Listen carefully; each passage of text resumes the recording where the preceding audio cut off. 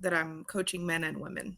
Okay, yes, Yeah, coaching men and yeah, yeah, women. Okay, I just want to make sure you see the red recording thing because I yeah. was recording before and was not recording. Okay. Oh, Hi, I'm Dr. Stephanie Jeffreys. Welcome to another episode of Conversations That Help. Today I have the honor of interviewing Tamisha. I'm going to read everything she does so I don't get it wrong.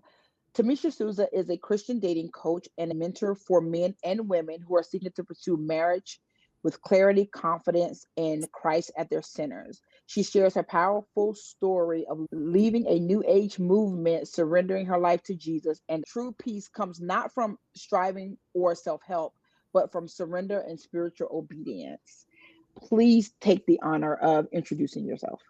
thank you. And it's a pleasure to be here. I feel like you Yes. hit all the highlights, I guess you could say. I'm a coach. I've been coaching men for about 3.5 years, and I'll be soon adding coaching for women as well. Got a lot of females asking me what the male mind is all about. I'm excited to share that after doing Yes. so many sessions. I specialize in working with men and women who want to date for marriage. So everything I do is through a biblical lens. And some of the most common obstacles that I get, both from men and women, is this feeling of overthinking, second guessing, not sure how they're going to come across. And ultimately, that leads back to insecurity, self worth, things like that. My coaching specializes in getting to the root level of your identity, and it uses neuroscience to rewire your pathways in your brain. It's not like you're using tricks or a script.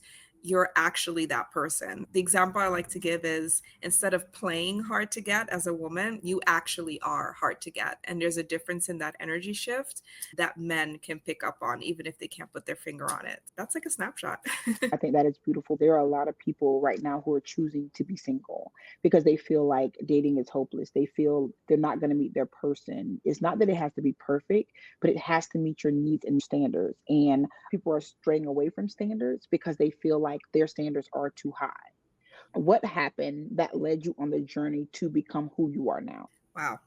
That is a big question. I'm like trying to tackle which angle to take. I would say I've gone through a lot of different journeys, and I think that makes me very relatable to people who have gone through similar things. Just to give you the highlights, I grew up in the Netherlands. I came to this country when I was 14. There was a struggle of language, and I know that can be a struggle for many that come to America.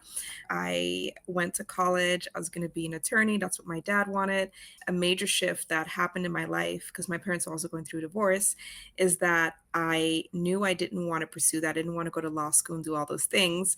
I was an artist. I was a creator. I applied for a dance program in New York City, got in, moved out of my parents' house, and just pursued dance and creativity. That was really the start of who I am today because I walked away from pleasing my parents and what they wanted for me, and I focused on what my passions were and what would light me up.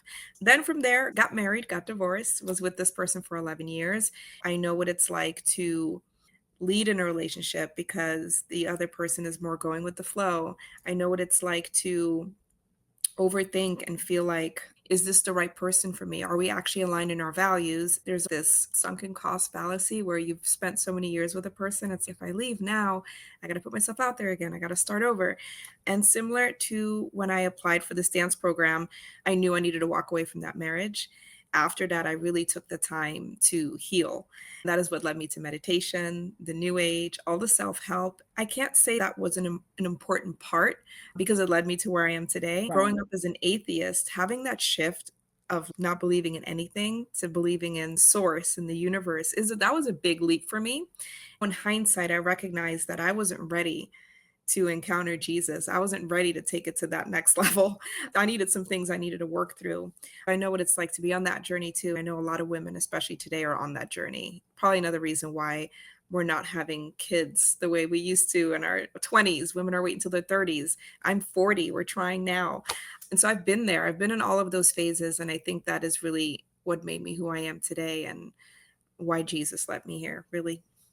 When you encounter God, you become a different person.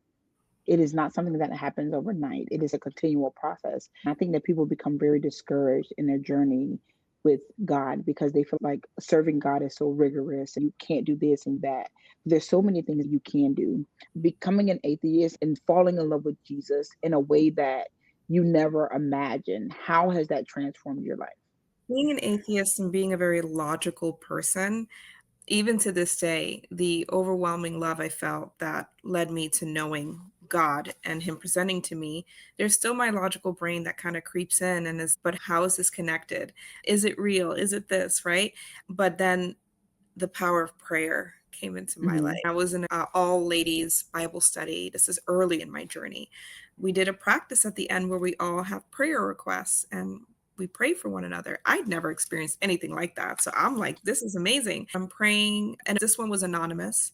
I'm praying the prayer and just visualizing it. And before the Bible study ended, it happened. It came true. There was no bias because it was anonymous. We had to share if there was a shift, if our prayer came true, or if there's something that's pulling you closer to that, right? Towards that Mhm. direction of what you prayed for. And this lady shared, my prayer came true. I prayed for this and this. And I will never forget that moment of just that confirmation. That was a really big shift for me. And then also, I had put down that I'd like prayer for my mom. She's been dealing with alcoholism her entire adult life. And the prayer was for her to want to seek help. And within the time of the Bible study, my mom, for the first time ever, went to rehab, and no one told her to, no one pushed her to, but that was exactly what we prayed for. I can't logically explain this, but this is what happens. There's too many things like that kept showing up in my life. I think that is why Jesus is really just illuminating who I already was. I was just lost, Right. and now I'm Yeah. excited to be with him. God speaks to us in such small ways sometimes, and we're waiting for it to be loud and sound a particular way. Sometimes that God whispers in the wind, Mm, or it could be simple as someone calling and mentioning what you're thinking about. I think there's so many subtle ways God reminds us that He hasn't forgotten about us, that He's been with us the entire time. You go through a divorce, you take this time where you're abstinent for 3 years and you're getting to know yourself, loving yourself, and you decide, mhm, I want to date with the intention of getting married. How mhm. did you start coaching men? Oh goodness, there's so much in between that. When I first started out as a coach, I was not a Christian. I was Mhm. still a meditation teacher. I've been doing that Okay. for 3 years. I was still into crystals, healing, all of this. When I Mhm. first started my coaching business, I was coaching men from all walks of life, leaders, newly divorced, want to work on my business, all of these random topics, right? Because I just coach Mhm. men in general. And then I found a common thread that when I asked this person, why do you do this? Why do you want to get this promotion? Why do you want to, right? I want to have a legacy because I want to have a family. I want to Oh, be with this type of woman. They all said a variation of that. And that's really what made me realize all men, even women too, we want to right. find a person, find that connection. I think most men are hardwired to provide. So it's okay, coach me in my business so I can be successful, so I can provide, so I can Okay. find my person. I just lit up when it got to that part, when he's, oh, but I like this woman or whatever. I got so excited. And especially working with some men who were 6'1", good looking, making good money, and they're still having these insecurities. Part of me is really doesn't matter what you look like, how much money you make. We all have our insecurities.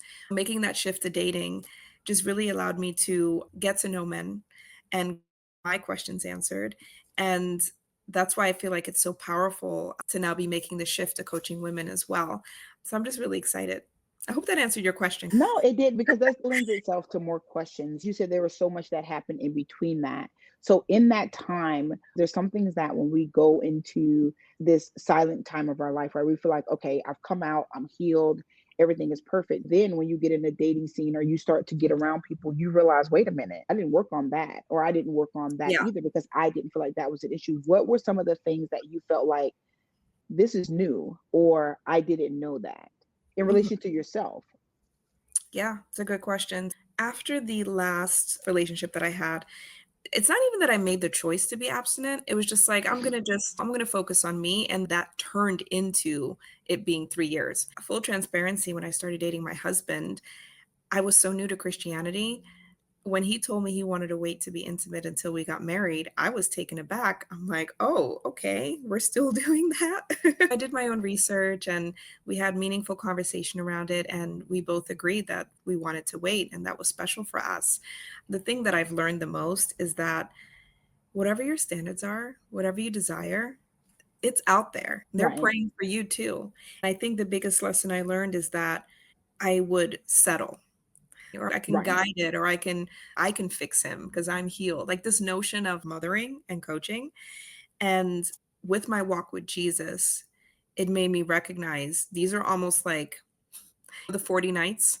This is Yes. my version of that. And then are you recognizing the red flags? I had a person I was speaking to, and they came to my apartment to pick me up for a date. Long story short, they saw the Bible present in my apartment, and oh, you actually read that? In the past, I'd be like, yeah, let me explain myself and we'll still go out on this date. I knew then and there, if you don't respect my relationship, then we're not aligned. We're not on the same page. Right. After that, something similar happened as well, where everything felt like it was going in the right direction. And then something would pop up, and because I had done so much work on myself, I was willing to walk away and not settle.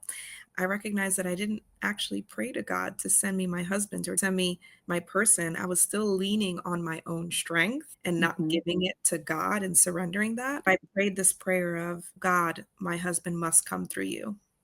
That's it. And then I just forgot about it. And 2 months later, I met my now husband on a dating app. And it's just been such a beautiful display of God at work. To answer your question, once you're in a relationship, it just amplifies the progress you've made. It's a rude awakening when you're like, I'm good, I'm ready. Yeah. And then a conflict happens and you're just rocked, or you're triggered by something that you thought you overcame. And that wound is still there, which for me was criticism. So anytime my husband would criticize me, it brought me back to that feeling of I'm not good enough because you're criticizing me. And really, it was Right. just him sharing an area of opportunity, but I wasn't open to receiving that because my dad used to criticize me. And so making that connection, working with a coach myself, and just really diving deeper into this work, it made me realize that we idolize relationships a bit and marriage Yeah. when really its purpose is to bring two people together so that they can glorify him at the center. And if you glorify him at the center, you're in it. We got to figure this out. We've made that covenant. I think that has also really shaped me. I've been divorced. It's so easy to throw in the towel and say, on to the next. And Right. not going on to the next and being with my husband who also loves growth and development, it's important to find someone you can grow with. This Yeah. idea of perfection, first of all, doesn't exist. God is perfect. No. And whoever he sends to you, if you're willing to grow with that person, I think that's really what it is, growing together towards God. Yeah, I know that was a long answer. No, it was a meaningful answer. We don't want to identify the fact that even though we heal, that things come back up. We feel like we're failing when they come back up. I know that I tell my therapist, listen, didn't we talk about this already? And she's, yes, we did. But now there's now more healing that needs to be done around that particular thing. And then I'm open to it. Being abandoned and then raising my brothers, I jumping to over nurturing. I'm making them my child, but it's I'll do everything for you. I realized I didn't want anybody to feel abandoned. I didn't want anybody to feel unsupported. A person feeling that way to me meant I was displaying I didn't love them. When Yeah. you do the work around it, you become the person you need to be so that when you get into a relationship, you can identify it. Sometimes it takes us stopping ourselves and say, hold on, I apologize. This does not have anything to do with you. This thing triggered me because it Mhm. reminded me of this. Let me sort myself out and then we'll come back and have a conversation. That's a part of the growth and development. You start coaching men. Why not coach women? Why start with men? I started out as a podcast consultant back during COVID. It was mainly men that I worked with during that time. And what I noticed is being a consultant, I was very good at telling you what to do. But then when a mindset obstacle came in, I was just, I don't know, get out of the funk so you can launch the podcast. I had no experience in mindset and all of that stuff.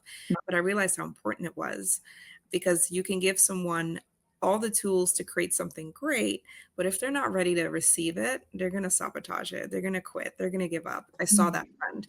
So I talked about that on my podcast and had some really interesting people on. And really, I have the podcast because I wanted to learn too from these experts. Give me like, it's like a hack. It's pick your brain and you're on this podcast. It's an exchange of information. Exactly. There was a listener who reached out and asked for coaching. He said that a lot of the things I shared resonated and he feels that I could help him. At first, I actually told him no. I was like, get therapy, get someone, who's trained in that. He did. He went to therapy for a few months. He came back. He said, I feel like I've gotten it all out, but now I want to know what's next. And I feel like Mm, you often present solutions and perspectives, and my therapist doesn't really go there. A coach would get you to the solution point, and I really right. believe that both therapy and coaching has its place, and some people are not ready for coaching. They should see a therapist first. Yes. I started coaching him, and I really just fell in love with the process of having to listen so intentionally and be so present so that you can not only hear what the client is saying, but hear what he's not saying. And Mm, that I just fell in love with that. I was like, this is what I want to do. I became certified as a life coach after that, then got another certification with the rapid rewire method. That's the framework that I use to create results in 1 to 2 sessions. It has changed my life. It has changed my marriage. I was able to get rid of that criticism with it. To answer your question, that's why I started with men. And to be vulnerable with you, I didn't feel like I was qualified to coach women because I was still working on things. With men, I could be masculine because I'm the one mhm, that's a coach without steering them the wrong way. And what I mean by that is if I show up hyper masculine coaching women, and it's typically women who want to be more feminine, who want to get married, it's like I didn't know how to reconcile that the way I coach, which is very direct, and then mhm, translate that to a woman. I stayed with men for a long time.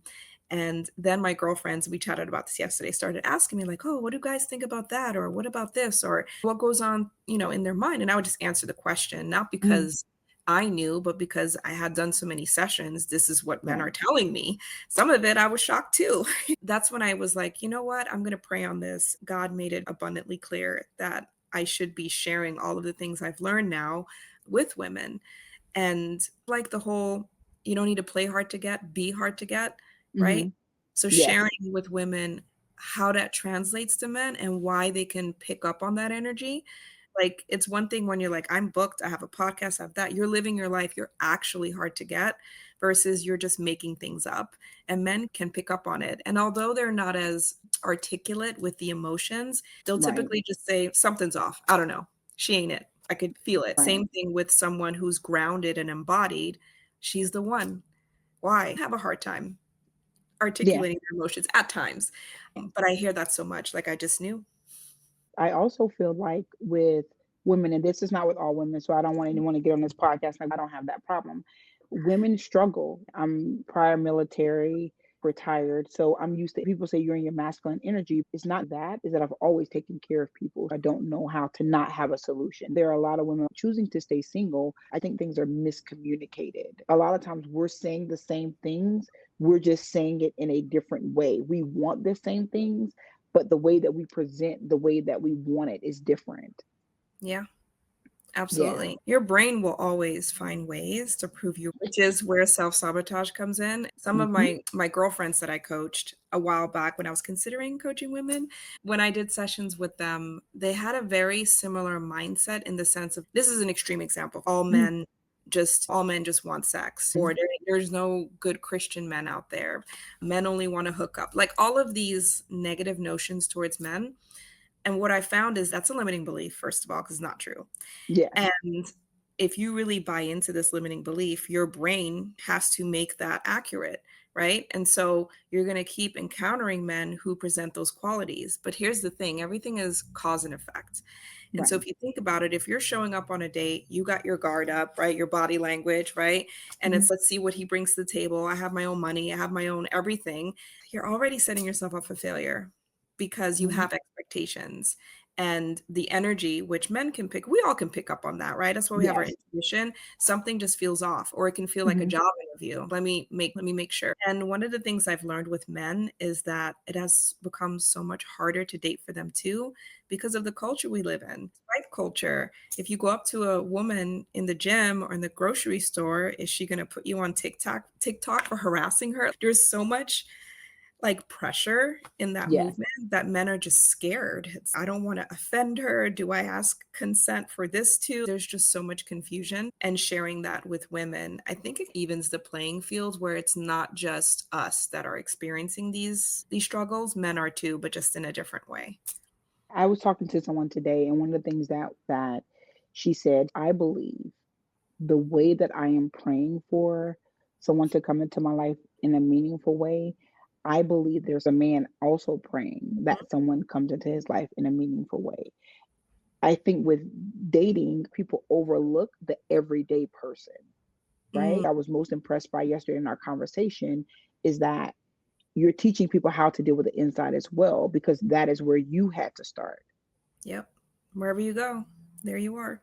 One of the things that intrigued me about you when we were talking about doing the interview is the fact that you exude so much feminine energy. I love it.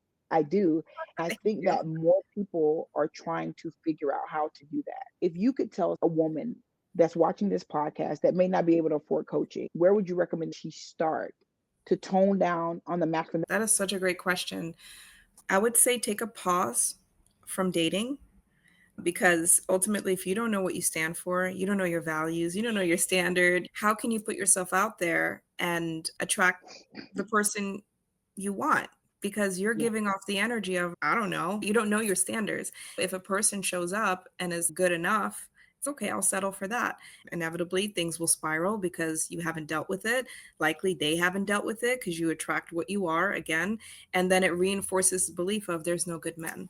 I hear that a lot in LA. My husband was born and raised in LA. So they're out there. They're out there. But as far as what would I tell a woman, take a pause from dating and just really take an inventory of what your areas of opportunities are, what your values are, what your standards are, how you see yourself living your life with the person you want to be with, and really getting clear on that.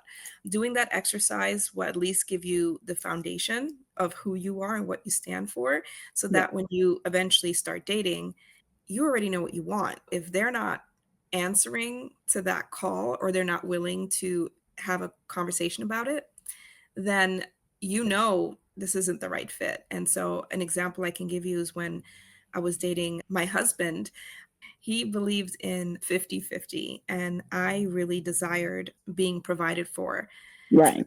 not having to work. Even though I was making good money, I could provide for myself. That was a standard I had set. It was a crossing roads, a big conflict point, and we almost broke up over it. But we did our research and really also dug into the Bible. What does the Bible say? And he changed his mind in the sense that he understood the concept of it. But I think what really clicked for both of us is that the way men provide doesn't make it any less than how we provide. Right. Keeping the house clean, being that soft nurturing woman when he comes home and he has a hard day's work, raising your kids a certain way. My husband and I actually talked about that. Would you want to put them in public school or private school or homeschool? And we had those conversations early on, so it's not like a surprise later. And what kept us together was his willingness to do research, not stay stubborn in his opinion. And then, two, he rose up to that standard that I wanted of providing. Even little things like, oh, I love it when a man opens the door for me and not saying, I want you to open the door. Why don't you open the door for me? Man does it. You're putting him down. I just made a statement. Like, I just would love it if someone opened a door for me. And my husband opens the door for me wherever we go since I made that request. I think with women, there's a struggle of stating your desires because you don't want to come across as needy. But this is what I learned from men, it's how you present it. Because if I tell my husband in a very judgmental or, why don't you do this? You never tell me I'm pretty, right? Versus, I feel so loved when you tell me I look beautiful when we get Mhm. dressed up for date night. You're just expressing how it makes you feel. And men fundamentally want to be providers. They want to lead. And it's like, oh, I can make her happy doing this. I'm going to do Mhm. said thing because all men just want to make us happy. They don't want to, they don't actually want to hurt us. I hope that answers the question. Just really taking a self inventory is what I would tell ladies to start with if coaching is outside of your means.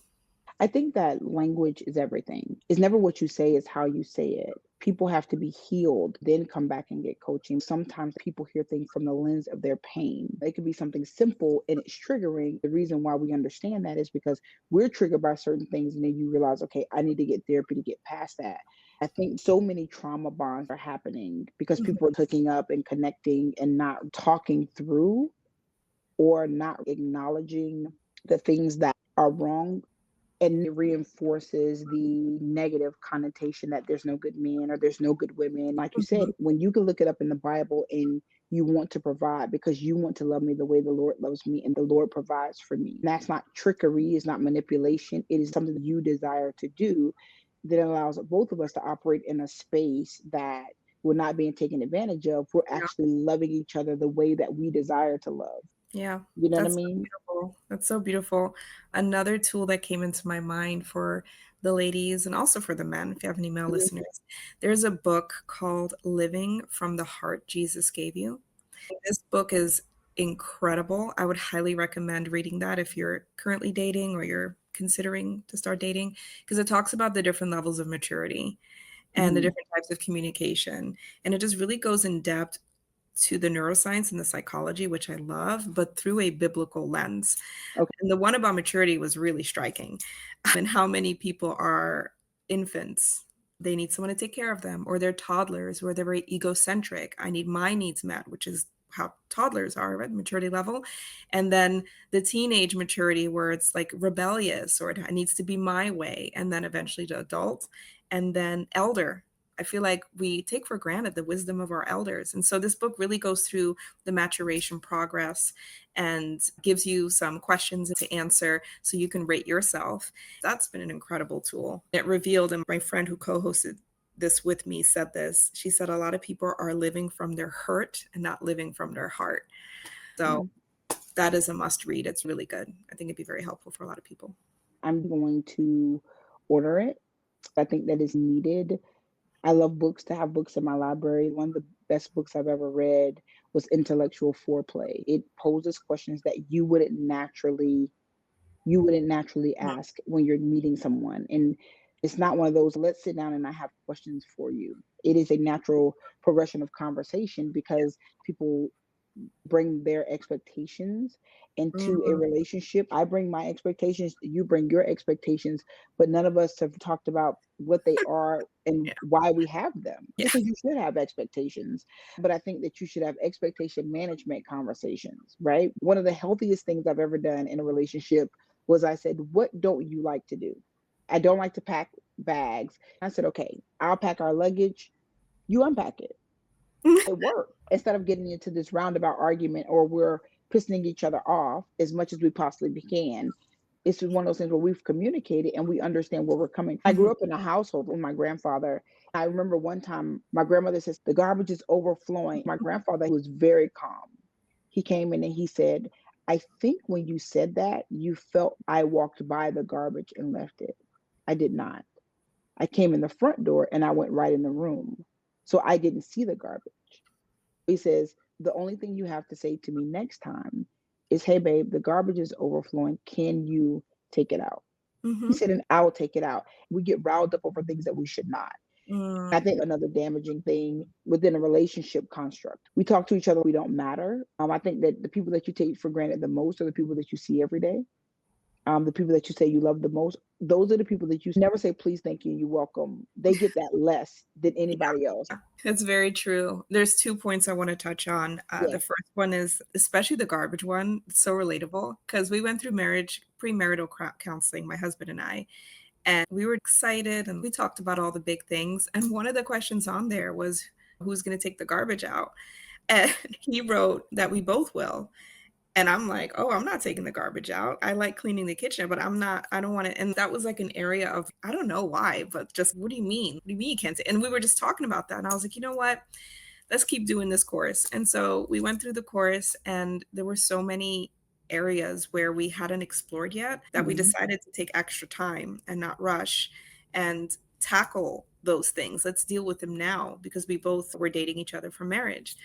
And although I feel like most people will sometimes take a course just because they want to take a course. Oh, I should take a premarital course. My church Mhm. recommends it.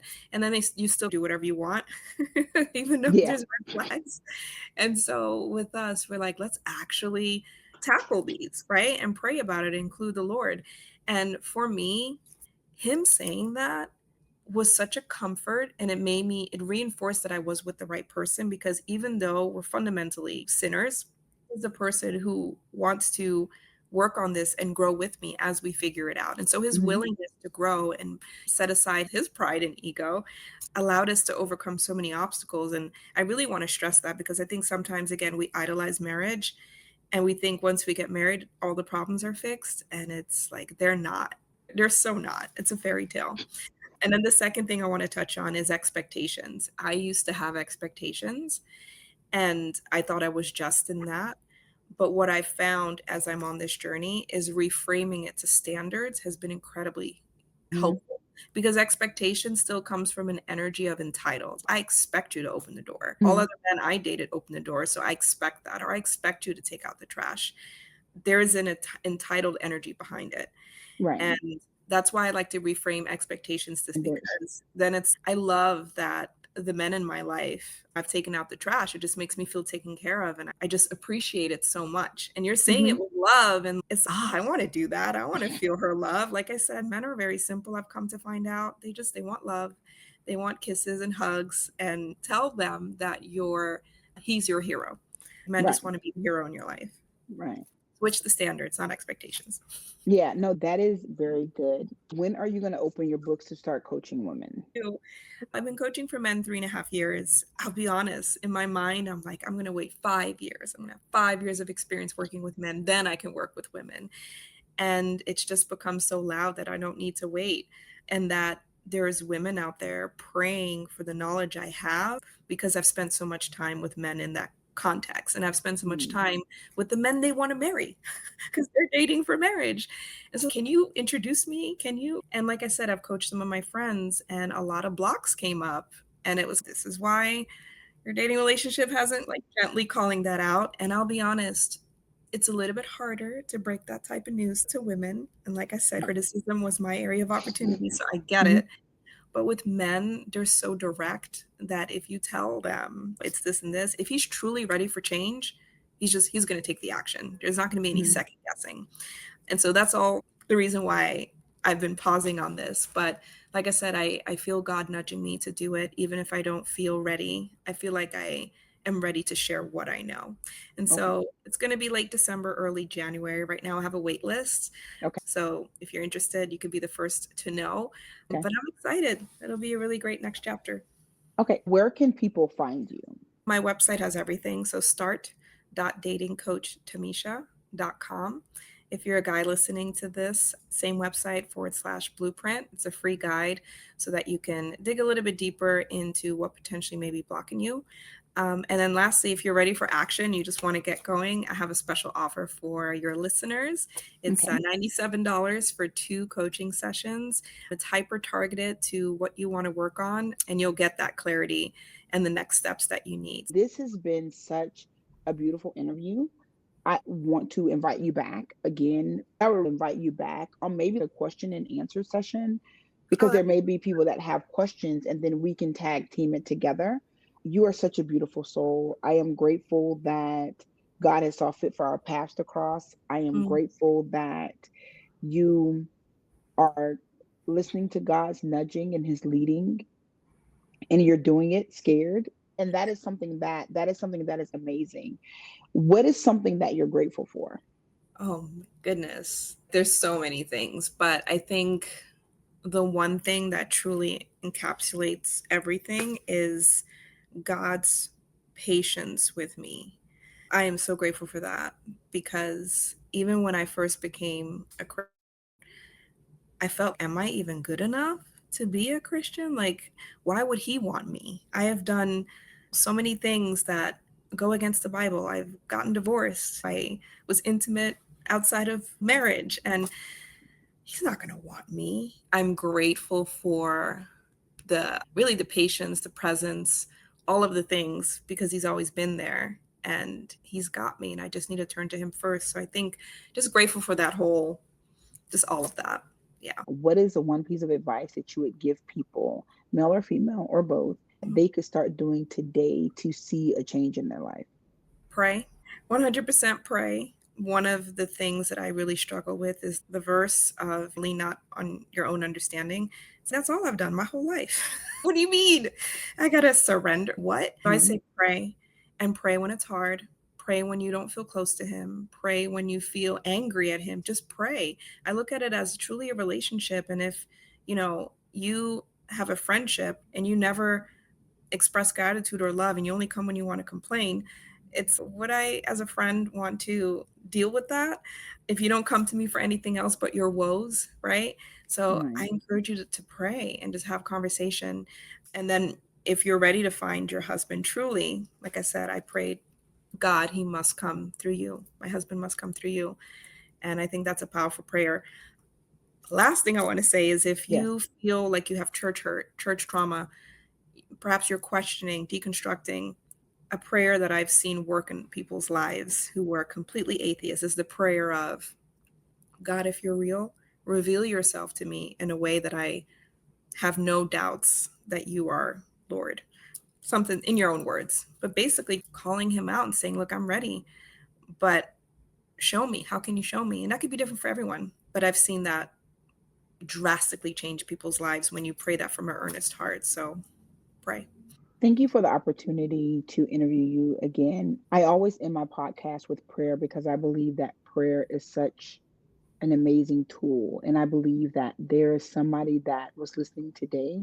And there's somebody that's going to see this podcast, and I don't care when they listen to it, but it's going to resonate with them because that is the way that God works.